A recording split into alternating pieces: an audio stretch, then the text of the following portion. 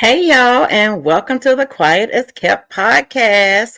I am your host, Shawnti Refuge. I am a master certified mental health coach, author of the best-selling book Quiet is Kept, and a journaling advocate. This podcast is where we unpack the conversations we've been told to keep quiet, especially in the Black community. Each episode dives into topics like trauma, self-love, healing, and mental wellness with honesty and heart. Grab your journal and get ready because what we keep quiet is often what we need to release. Let's get into it. Today's topic is the fear of success, why we hold ourselves back. And today we're talking about something that's not as obvious as fear of failure, but just as real, and that's the fear of success. Yes, sometimes it's not the fall that scares us, it's actually the elevation.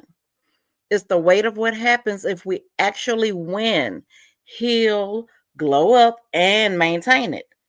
Because success comes with responsibility. That means being seen. It means holding yourself accountable. It means risking relationships with people who are more comfortable with the struggling version of you. You heard what I said.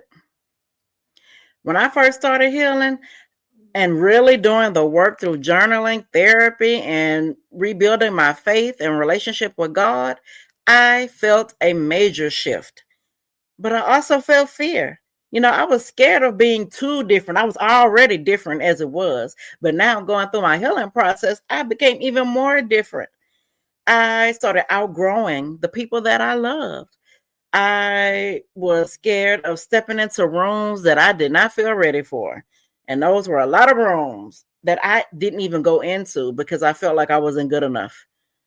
And I sabotaged myself quite a few times, I will admit. I did delay my book. I questioned my credentials, my validity. I hesitated to launch my coaching offers. Why? Because I'm human. And deep down, success felt unsafe to me.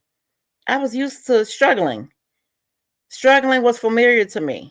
And success, that felt like pressure. And so in my book, Quiet is Kept, I wrote about how success can be lonely. Hell, healing can be lonely. And it's not because you're actually alone, because you're not. You're never alone. It's because you're moving into a version of yourself that others haven't met yet, including yourself. And that in itself is scary, but it is very necessary. According to a study in the Journal of Counseling Psychology, fear of success is linked to low self-worth, imposter syndrome, and trauma around visibility or attention, especially for marginalized folks. Success can trigger anxiety because it challenges everything we were taught about playing small to stay safe.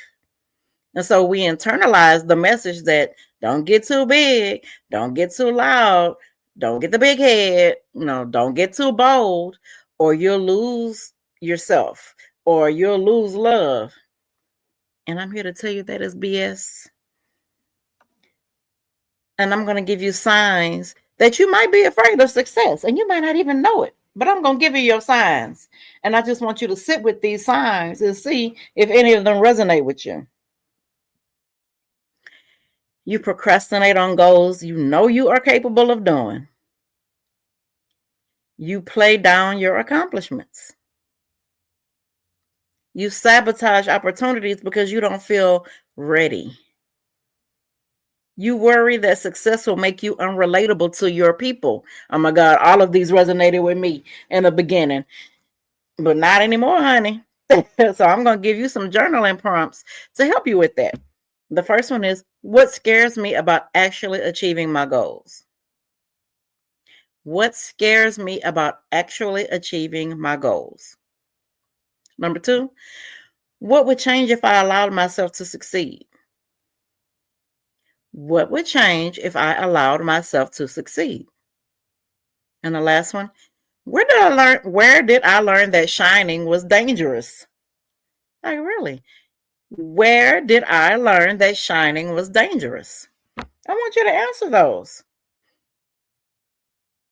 And sit with those answers and be honest with those answers. This is for your improvement, your healing, for nobody else's. So now I have a question from my segment Journal Bay Q&A, and oh my God, y'all are coming in with these questions. I'm gonna start having to answer more than one question on an episode. But here's the question. How do I stop downplaying my wins around people who aren't where I am? Baby, this is hard.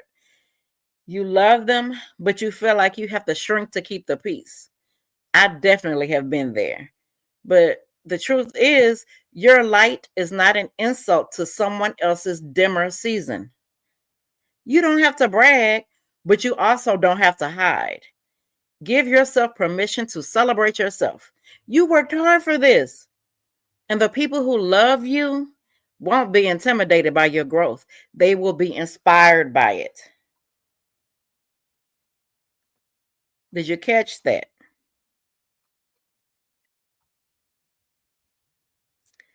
All right. So that's it for today's episode of the Quiet as Kept podcast. If something I shared resonated with you, take a moment to journal on it. Share this episode with someone who needs it and visit my website, ShawntiRefuge.com. I give you tools, I give you prompts, and I offer coaching one-on-one, group. I do peer support groups. And if you haven't already, grab your copy of the book Quiet as Kept. That's the book that started it all. That's the book that has me here today. So until next time, protect your peace and stay grounded in your truth.